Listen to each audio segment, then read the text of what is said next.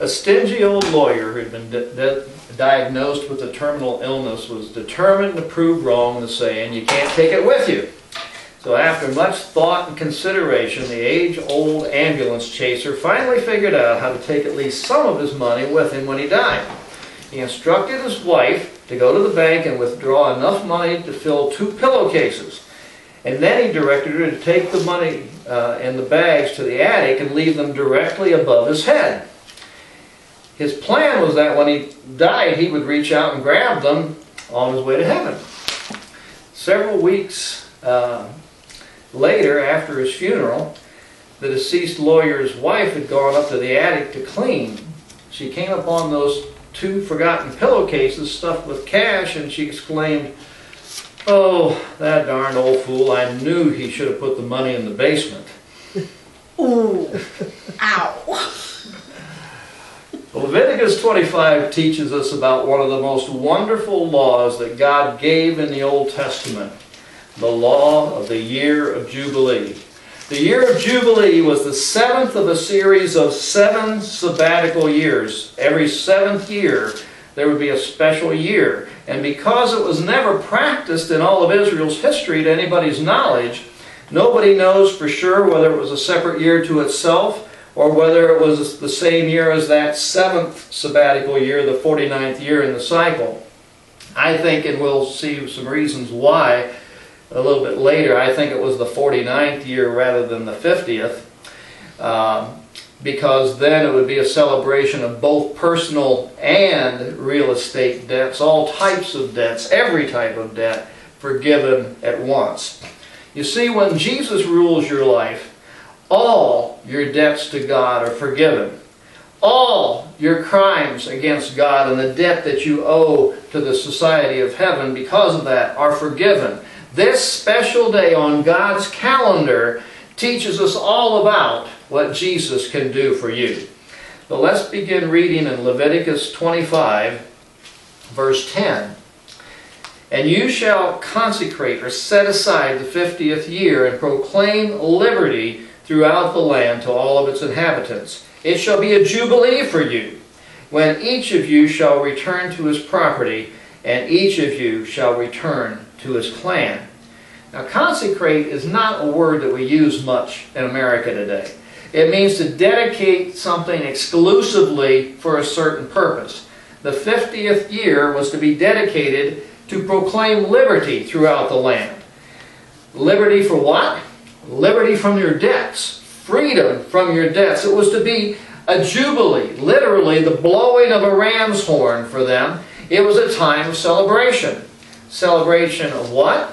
Verse 11 continues, "The 50th year shall be a jubilee for you, for in it you will neither sow nor reap what grows of itself, nor gather the grapes from the undressed vines." The jubilee year was to be a year they did not sow or reap. Therefore, it was a year of gleaning for grain crops from the seed that grew wildcat in the field. You know, anytime grain is not harvested, you can be sure that when in the process of harvesting it the year before, there's going to be some grain that got loose in the field and stuff will grow up again in the next year. That's called wildcat growing. There's some other terms that are used to it depending on what area of the country you're from. And it grows whether we intend it to or not. Farmers were not to dress their vines. In other words, they were to let the grapevines grow without interference, without cutting anything back, without pruning or doing any of that. And the same would have been true for olive trees. When is the next Jubilee year, according to God's calendar, or the Jewish calendar? Well, since we've been keeping Gentile time for about 2,000 years, it's kind of difficult to say. Some say it's as early as 2014, others say as late as 2018, and some probably even later than that.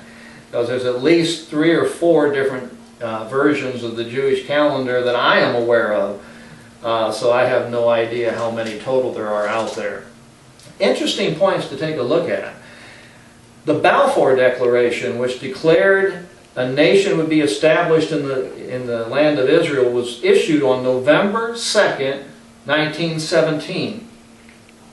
November 2nd being in the 7th month of the year that the Feast of Tabernacles is celebrated. Israel regained full control of Jerusalem 50 years later with a peace treaty signed on November 22nd, 1967. Now, sounds like the kind of thing to me that God would do in a Jubilee year, returning the people to the land, returning the land to its rightful inhabitants. Now, if that's correct, then the next Jubilee year will begin with the Feast of Tabernacles 6 years from now in October of 2017. However, if the cycle for the beginning of sabbatical years started with Israel's legal possession of the land, which most recently happened in 1948, then the last Jubilee year was 1998. Therefore, Tabernacles of 2012 would begin the next sabbatical year, the next 7th year, but 2048 would be the next Jubilee year. This is part of the reason why Jesus said nobody is going to know the day or the hour of my return.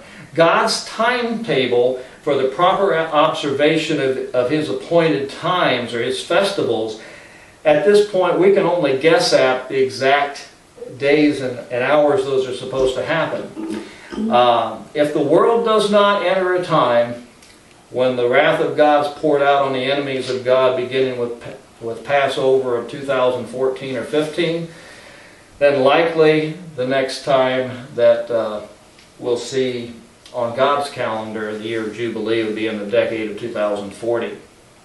Verse 12 says, "For it's a Jubilee, it shall be holy to you, it will be set aside by you. You may eat the produce of the field." Well, obviously people had to eat that year to survive. They were just not to interfere with the normal growth of the crops, the vines, the trees of that year. They were let the plants rest. Verse 13 continues, "In this year of Jubilee, each of you shall return to your property." Here we get to the reason for celebration. Everyone over the years who had been forced to sell their property to pay debts could now return to the home of their ancestors. Sons who had lost their inheritance because of their father's debt could now resume ownership of their inheritance. Let's say that you're the woman with the constant flow of blood that Jesus healed in Luke chapter 18, I think. Before she touched the hem of her garment, the Bible tells us she had spent all that she had on doctors, that she'd had this flow of blood for 20 years or something like that. She'd spent all that she had trying to get healed of her condition. She was broke. She probably had sold what land her family had to get rid of this constant bleeding that she had, and she still was not well. Yes, I know Jesus healed her, but she probably had absolutely nothing because of her medical condition. She'd spent all that she had. Was it fair that her condition would cost her all that she had while someone else, maybe a wicked person, was healthy and had prosperity? Was that a fair thing? Of course not. That's why God made it a law to return the homes and lands to the original families every 50 years. Ruthless people could only oppress so long that way, and every family would have a fresh start. God assigned people in the land of Israel a property forever, because the land was His. It didn't belong to the people. However, He allowed people to become indentured servants or slaves for a period up to 7 years to pay off personal debts, and up to 50 years if they were allowed to sell the real estate up to the year of Jubilee. No Hebrew was to own another Hebrew or their descendants permanently. They were not to if they took them in as a slave to pay off a debt they loaned them, they weren't to treat them like they were slaves. They were to treat them like brothers and you know, like a hired servant. And then they were to set them free when the debt was paid or when the sabbatical year came. However, If a debt was greater that could be paid in 6 years or less, a Hebrew could sell their property to someone else to use, and that person could use that property up to the number of years remaining until the year of Jubilee. At least this is the way that God did it. I don't think the people actually sold it that way in the land of Israel, but this is the way God had it done. The number of years would have been appropriate for the debt owed. You know, if somebody owed $1,000, they wouldn't have had a 50-year, loss of the use of the property. It would have been, proportionate to whatever it was. But at the end of the agreement, or in the year of Jubilee, whichever came first, the land was supposed to be returned to the family. Verse 14 picks up. And if you make a sale to your neighbor or buy from your neighbor, you shall not wrong one another. You shall pay your neighbor according to the number of years after the Jubilee, and he shall sell to you according to the number of years of crops. If the years are many, you shall increase the price. If the years are few, you shall reduce the price, for it is the number of crops that he is selling to you. You shall not wrong one another, but you shall fear your God, for I am the Lord your God. One thing the Lord seems to make clear is that an Israelite was not to make profit from the buying or selling of land to or from another Israelite. Every law that God made, every law He gave them, every statute for living was designed to rehearse the items in the salvation history of the land that was to come. There will be a day when there will be no more poor people among the people of God. That will be in the kingdom of the Messiah during the 1,000-year reign of Jesus Christ. The entire reign of the Messiah will be a rest for the people of God. A Sabbath and a Jubilee, a true equality will reign during that time. Everyone will have what they need to live. No one will suffer want. No one will be enslaved anymore by debt or by ownership. No one will be taken advantage of anymore. Everything during the reign of Jesus on this earth will be right. Verse 18 continues. Therefore you shall do my statutes and keep my rules and perform them. Then you will dwell in the land securely. The land will yield its fruit, and you will eat your fill and dwell in it securely. And if you say, well, what shall we eat in the 7th year? If we may not sow or gather our crop, I will command my blessing on you in the 6th year, so that it will produce a crop sufficient for 3 years. And when you sow in the 8th year, you will be eating some of the old crop, and you shall eat the old until the 9th year when its crop arrives. I think God promises us an abundance in order for us to trust Him for the basics. The crops of the 6th year were promised in verse 21 to be 3 times the usual amount. Now normally the crop will provide food for the current year and then enough extra for seed for the next. So that was really one time plus, it doesn't take a full year to feed you to plant stuff in the field, so it's a little bit extra, say 1 1/4 or something like that it provides 125%. So for it to rest for a year, it would need 2 years to take care of your food needs, plus a little bit more to take care of the planting. It said the seed would not be planted until the 2nd year, which was the 8th year, and it's talking about Jubilee here. So this is why I think Jubilee and the 7th sabbatical year were together, is because it didn't say there was 2 years in a row without them planting. They sowed and reaped in the 6th, and then they sowed in the 8th again. So that's why I think that. But Israel would have needed 2 years worth of food to eat, but God promised them 3 times the amount of harvest. He promised an abundance to them if they obeyed what He instructed them to do. Here's the evidence that I just mentioned, that's the evidence that Jubilee year is the same as the 7th sabbatical year. In reality, they only needed about twice as much, but God promised them 3 times as much if they were to be obedient. Verse 23, the land shall not be sold in perpetuity, which means forever. For the land is mine. For you are strangers and sojourners with me. In all the country you possess, you shall allow a redemption of the land. If a person sold their land for 5 years and either came up with, or a relative came up with the balance of the purchase price with 3 years remaining, they were to allow the person or that kinsman to buy the land back from them for the number of years remaining on that purchase agreement. Verse 25. If your brother becomes poor and sells part of his property, then his nearest redeemer shall come and redeem what his brother has sold. Brother there means a close relative. The Hebrew word meaning goel.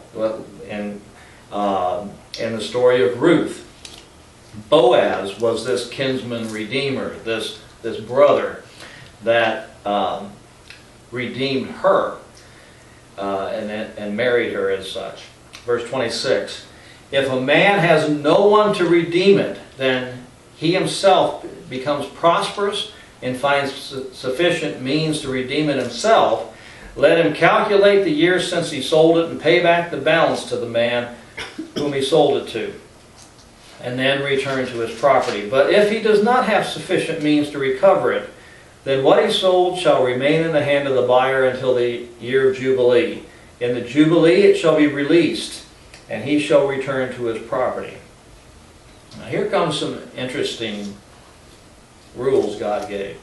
If a man sells a dwelling place in a walled city, he may redeem it within the year of its sale. For a full year he'll have the right of redemption. But if it's not redeemed within a full year, then the house in the walled city shall belong in perpetuity to the buyer throughout his generations. It shall not be released in the Jubilee. Why was a house in a walled city different from other houses? Well, there could be several reasons. And John Gill suggests that houses in walled cities had no land associated with them in contrast to a house outside a walled city. But that's not true. The cities in the walled city do have a limited amount of land associated with them, but they do have some. So I don't think that explanation works. Barnes and others suggest that skilled tradesmen and merchants lived in these cities, and people whose wealth did not consist in the land but based it on their trade. The problem with this thought is that God gave every family in the land. The third thing brought forth is that in verse 33, houses of the Levites could be redeemed at any time, and if they weren't redeemed, they would return to the families of the Levites, the priests, in the year of Jubilee. And that seems to trump options 1 and 2. I must ask the question, where did those converted to worshiping the God of Israel, to worshiping Yahweh, where did they live? Because at that time when they were converted, they had no right to land. They had none of those rights until they intermarried with another family of the Jews. They had no land rights. The only place for them to live, unless they bought someone else's land until the land of Jubilee, was to live in a walled city. Even in this view, however, I think there's some flaws, because they wouldn't have the same rights as other Israelites until they intermarried with other families. I have very little Hebrew expertise to prove this, but I suspect that instead of houses inside the wall, that God meant houses in the wall. If you remember the story of Rahab the harlot, her house was in the city wall when Israel took Jericho. The word for walled is an active participle meaning to join. Therefore, the meaning would be the house that is in the joining together of the city, which is the wall around it. So to me, this makes more sense than any of the other explanations that I come across. The walls had no land associated with them. So the walls were not part of any man's inheritance, but a fortification built for protection. Therefore, the homes built into these walls would not have been a part of Israel's original inheritance. Therefore, that explains why people were encouraged to build houses in the wall rather than in the walled cities, because more people who lived in those walls, the more people would be there to defend that walled city when it was attacked in times of warfare. Verse 31. But the houses of the villages that have no wall around them shall be classified with the fields of land. They may be redeemed, and they shall be released in the Jubilee. As for the cities of the Levites might redeem at any time the houses and the cities they possess. And if one of the Levites exercises his right of redemption, then that house that was sold in a city that they possess shall be released in the Jubilee. For the houses and the cities of the Levites are their possession among the people of Israel. But the fields of the pasture land belonging to their cities may not be sold, for that is their possession forever.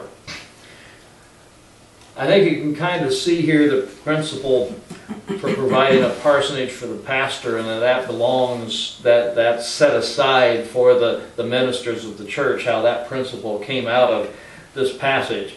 The property of ministers belongs to the class of ministers forever. Verse 35. If your brother becomes poor and cannot maintain himself with you, you shall support him as though he were a stranger and a sojourner, and he will live with you. Now that phrase, you shall support him as though he were a stranger and a sojourner, struck me. Strangers were foreigners, and sojourners were people who were only temporarily living in the land. For example, my brother-in-law Bob has traveled for years to foreign countries to help them establish utility regulations and things. He's a utility attorney for Ohio State.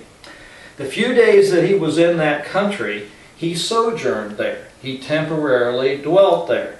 And he was also a stranger. He was a foreigner in the land. The Israelites were commanded from the beginning to protect and take care of those who were foreigners in their land. Gentiles who were in their land. Gentiles were not their enemies from God's eyes. Gentiles were their opportunities. If one of these Gentiles were to trust in God, when he went back home, he could be a missionary to win those around him to the faith in the God that created everyone around him.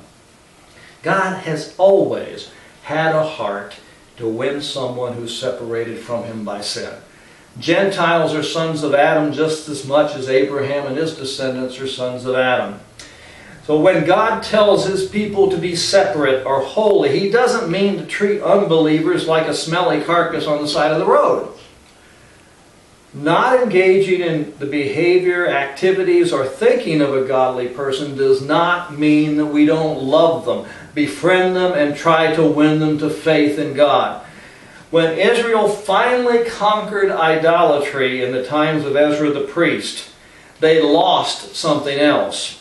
The love of the lost and the mission to bring them to faith in God. They lost that mission during that time. Repeatedly, the church has fallen into that same trap. The tension between holiness and our mission to encourage others to follow Jesus is very real. There's always a danger when we're among the ungodly to become like them, to behave like they do.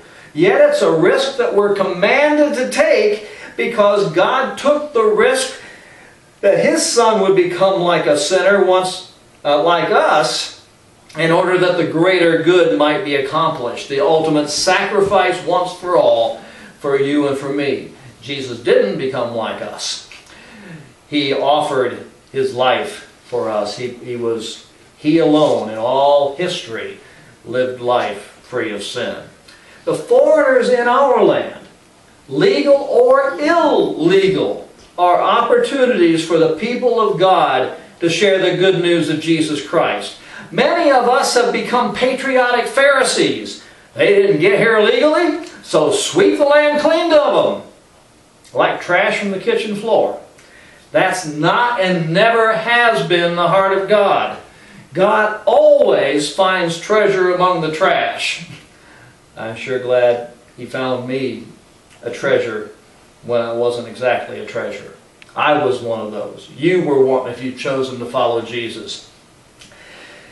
It doesn't matter the color of your skin, your current religion, your country of origin, your race, or whatever. If you choose to follow Jesus, you are God's treasure. God even sees you that way now. How you can become not what you are. Choose today to become God's treasure by following His Son Jesus, who died to pay the price for your crimes against God. Take no interest in Him, verse 36 says, or profit. And He's talking about sojourners. He's talking about those that weren't citizens of the land. But fear your God, that your brother may live beside you. You may not lend him money at interest, nor give him your food for profit. The followers of God were not to profit from lending money or selling goods to a close relative or fellow believer in need. Ouch. When we are dealing with the needy, our services are supposed to be pro bono, free to them, or we are to sell things to them at our cost. Not a popular thing, but that is God's heart, and it should be ours. Verse 38 continues, I am the Lord your God, who brought you out of the land of Egypt to give you the land of Canaan to be your God. If your brother becomes poor beside you and sells himself to you, you shall not make him serve like a slave serves. He shall be with you as a hired servant and as a sojourner. He shall serve you until the year of Jubilee. Then he shall go out from you, he and his children with him, and go back to his own clan and return to the possession of his fathers. For they are my servants, who I brought out of the land of Egypt. They shall not be sold as slaves. A close relative who works for you to pay off a debt is not to be treated as a slave, but as a hired hand. We are to treat people with respect, not as property that we can abuse if we wish. Whatever debt that person who serves you to pay off will be considered paid in full beginning at the year of Jubilee, no matter how much it was. Now here it says they are to serve until the year of Jubilee. In the teaching that we had about the sabbatical year, it said they were to be released from slavery in the 7th year. I think this is talking about, there are some other passages where it talks about someone who would have a hole poked in their ear by with an awl, where that person who was supposed to be free chose voluntarily, because he liked the situation, his master treated him good, he liked doing it, so he chose voluntarily to be a slave of that person. So they would take an awl, or a punch we might say, and drill a hole through that person's, pound a hole through that ear. A little bit like a violent ear piercing, I guess you could say. Doesn't sound like the funnest thing to me to have happen to you. But that was how they were marked as a slave, even though they didn't have to be. I think these are the people that it's talking about, that they were freed in the year of Jubilee rather than in the 7th, because they chose to stay a slave at that particular time. All debts that we have in this world are temporary. When we leave this world, the debts of this world are left behind. Spiritual debts, sin debts are also meant to be temporary. Jesus is our Jubilee. When you choose to follow Jesus, those sin debts are forgiven and you're no longer held responsible for them because He paid the price for you. Verse 43. You shall not rule over him ruthlessly, but you shall fear the Lord your God. As for male and female slaves whom you have, you may buy male and female slaves from among the nations that are around you. You may also buy from the sojourners with you, and their clans that are with you, who have been born in your land. They may also be your property. You may bequeath them to your sons after you to inherit as a possession forever. You may make slaves of them, but over your brothers, the people of Israel, you shall not rule over one another ruthlessly. Slaves were servants bought from outside the citizenship of Israel. They could be bought from foreigners who were living in the land. Notice, bought from the nations or from the sojourners in the land. They were not to be taken advantage of. They were not to be taken captive like the slaves back in our more recent history were done and forced out of Africa or wherever they were. Slavery was not to be forced on them. Foreigners bought as slaves were property to pass down to their sons, but these sojourners and foreigners were their mission field. The goal of their slavery was to lead them to faith in their God. Once they chose to follow the God of Israel, they were no longer slaves. They were Israelites in God's eyes and in the eyes of the people. So they were to be freed when the time came.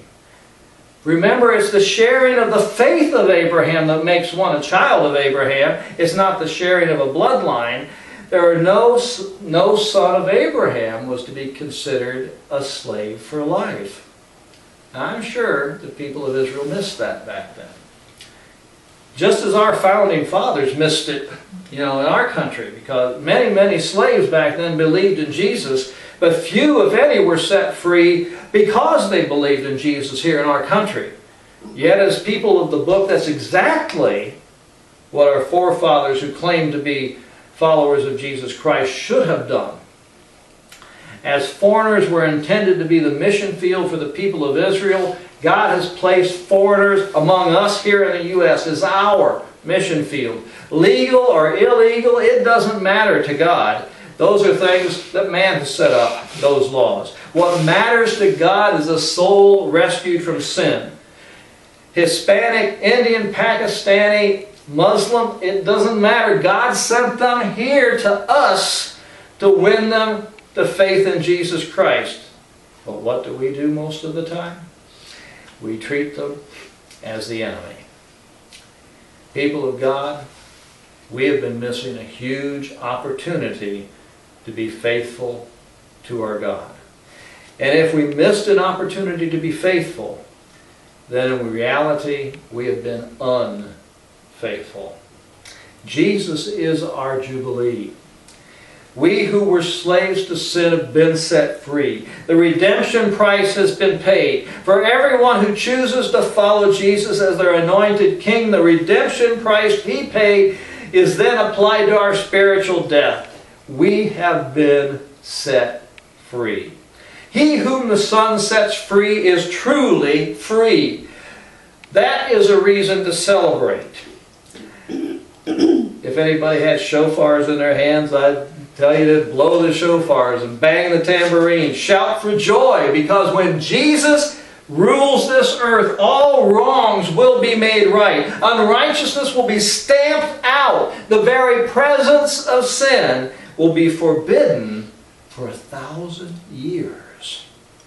And you will be able to enjoy it because you chose to follow Jesus, our high priest, because He made the sacrifice necessary to pay the price for our sin, and our King, worthy to be served by all men and the ruler of the whole earth once He comes again. What? You've not made that choice yet? Why wait? You can make that choice today. Talk to God like this. Creator God, You made all there is. You made me. I believe Jesus died to pay the price for my sins, for my crimes against Your moral law. I believe Jesus is coming again to be King of the whole earth. I choose right now to be loyal to Him and to His rule, whether He comes during my lifetime or not. I will follow Jesus and seek to please Him from this moment forward. I understand if I pray in Jesus' name, You will hear me. So, in Jesus' name, I pray. Amen. If you prayed that prayer and you made those commitments in your heart, the Bible says your name was just written in the book of life. Congratulations! You have been adopted as a child of God. Sound those shofars again if you have them. Make some noise. All heaven is rejoicing over your decision. Now go tell somebody what you just did. Email me and tell me if you're watching. Jesus said to seek water baptism as a testimony as your new commitment to follow Jesus Christ. Find a group of believers to learn from. God bless you as you begin your new life in Christ.